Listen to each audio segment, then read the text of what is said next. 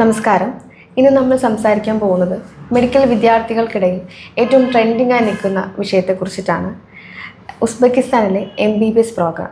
ഈ വിഷയത്തെക്കുറിച്ച് സംസാരിക്കാൻ വേണ്ടിയിട്ട് നമ്മോടൊപ്പം ഉള്ളത് എഡ്യൂക്കേഷൻ എക്സ്പേർട്ടായിട്ടുള്ള അനുരാഗ് സാറാണ്. Welcome sir. Thank you. Sir, എന്തുകൊണ്ടാണ് വിദ്യാർത്ഥികൾ ഏറ്റവും കൂടുതലായി MBBS പഠനത്തിന് വേണ്ടിയിട്ട് ഉസ്ബെക്കിസ്ഥാൻ എന്ന കൺട്രി ചൂസ് ചെയ്യുന്നത്? അവിടുത്തെ സ്റ്റഡി കോസ്റ്റ് കുറവായതാണോ, അല്ലെങ്കിൽ മറ്റെന്തെങ്കിലും പ്രത്യേകതകളുണ്ടോ? ഉസ്ബെക്കിസ്ഥാൻ എന്ന് പറഞ്ഞൊരു കൺട്രി നമ്മുടെ ഒരു ഇന്ത്യൻ മാർക്കറ്റിലോട്ട് വരുന്നത് തന്നെ ഉക്രൈൻ വാറിന് ശേഷമാണ്. അതായത് 2021 ഉക്രൈൻ വാറിന് ശേഷമാണ് എന്ത് ചെയ്തേക്കുന്നത്, ഉസ്ബെക്കിസ്ഥാൻ എന്ന് പറഞ്ഞൊരു കൺട്രി തന്നെ വരുന്നത്. കാര്യം നേരത്തെ ഏറ്റവും കൂടുതൽ വിദ്യാർത്ഥികൾ പോയിക്കൊണ്ടിരുന്ന ഒരു രാജ്യം ഉക്രൈൻ ആയിരുന്നു. അപ്പോൾ ഉക്രൈൻ പോലെ അത്രയേറെ ക്വാളിറ്റിയുള്ള ഒരു കൺട്രി തന്നെയാണ് ഉസ്ബെക്കിസ്ഥാൻ. ഇപ്പോൾ പഠനത്തിൻ്റെ കോസ്റ്റ് കുറവാണ് എന്നതുകൊണ്ട് ഒരിക്കലും ഒരു രാജ്യം ചൂസ് ചെയ്യൽ പോസിബിൾ അല്ല. ഇപ്പോൾ ഉസ്ബെക്കിസ്ഥാനേക്കാൾ ബഡ്ജറ്റീവായി പഠിക്കാൻ കഴിയുന്ന ഒരുപാട് രാജ്യങ്ങളുണ്ട്.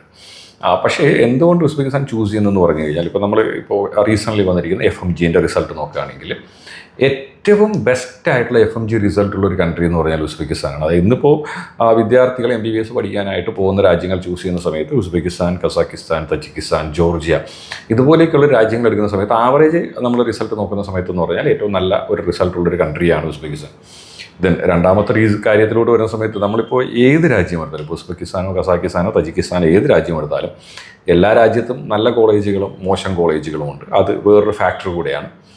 പിന്നെ ഉസ്ബെക്കിസ്ഥാനിൽ എനിക്ക് തോന്നിയിട്ടുള്ളൊരു കാര്യം എന്ന് പറഞ്ഞു കഴിഞ്ഞാൽ, ഉസ്ബെക്കിസ്ഥാനിൽ നിന്ന് കേരളത്തിൽ നിന്നുള്ള വിദ്യാർത്ഥികൾ ചൂസ് ചെയ്യുന്ന യൂണിവേഴ്സിറ്റികളുടെ ഒരു 95% ഓഫ് ദി യൂണിവേഴ്സിറ്റീസും ഗവൺമെൻറ് യൂണിവേഴ്സിറ്റികളാണ്. അത് വളരെ നല്ലൊരു കാര്യമാണ്. പിന്നെ നല്ല പോപ്പുലേഷൻ ഉണ്ട്. അപ്പോൾ ക്ലിനിക്കൽസ് കാര്യങ്ങളൊക്കെ പ്രോപ്പർലി വരുന്നുണ്ട്. അപ്പോൾ ഇങ്ങനെയുള്ള ഒരുപാട് ഫാക്ടേഴ്സ് ഉണ്ട് ഈ ഒരു കൺട്രിയിലോട്ട് ഇന്ന് ഏറ്റവും കൂടുതൽ വിദ്യാർത്ഥികൾ പോകുന്നതിലേക്ക്.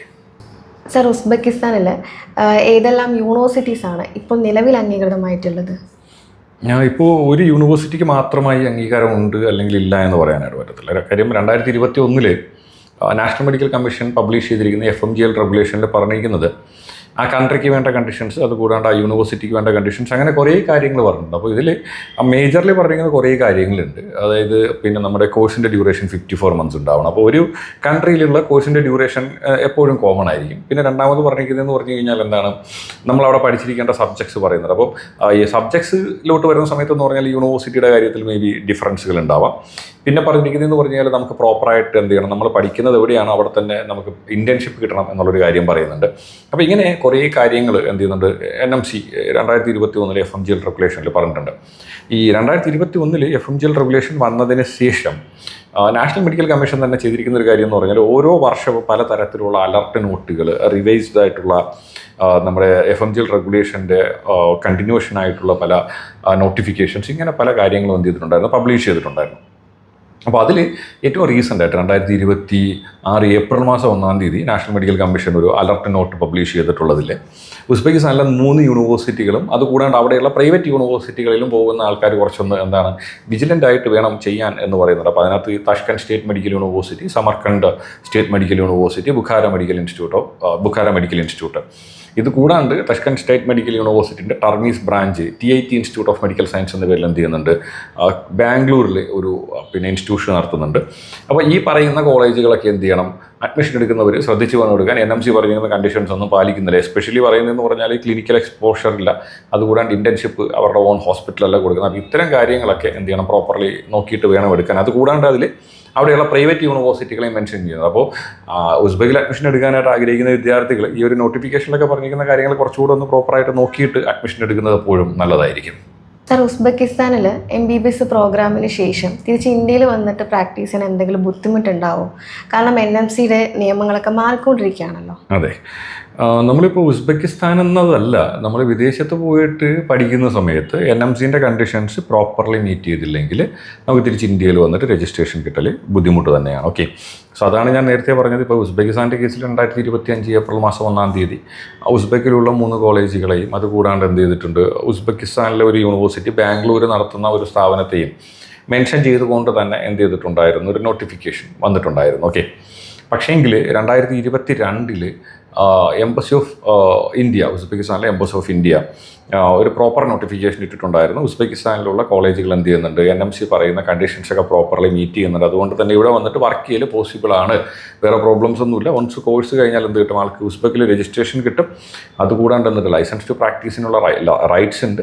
സോ ഇത് രണ്ടും ഉള്ളത് കൊണ്ട് തന്നെ തിരിച്ചെന്ത് ചെയ്യാൻ വന്നിട്ട് നമുക്ക് ഇന്ത്യയിൽ വർക്ക് ചെയ്യൽ പോസിബിൾ ആണ് എന്ന് NMC നമ്മുടെ എംബസി ഓഫ് ഇന്ത്യ ഇട്ടിരിക്കുന്ന നോട്ടിഫിക്കേഷനിൽ പറഞ്ഞിട്ടുണ്ടായിരുന്നു. പക്ഷേ അത് 2022 അങ്ങനെ ഒരു നോട്ടിഫിക്കേഷൻ വന്നേക്കുന്നത്.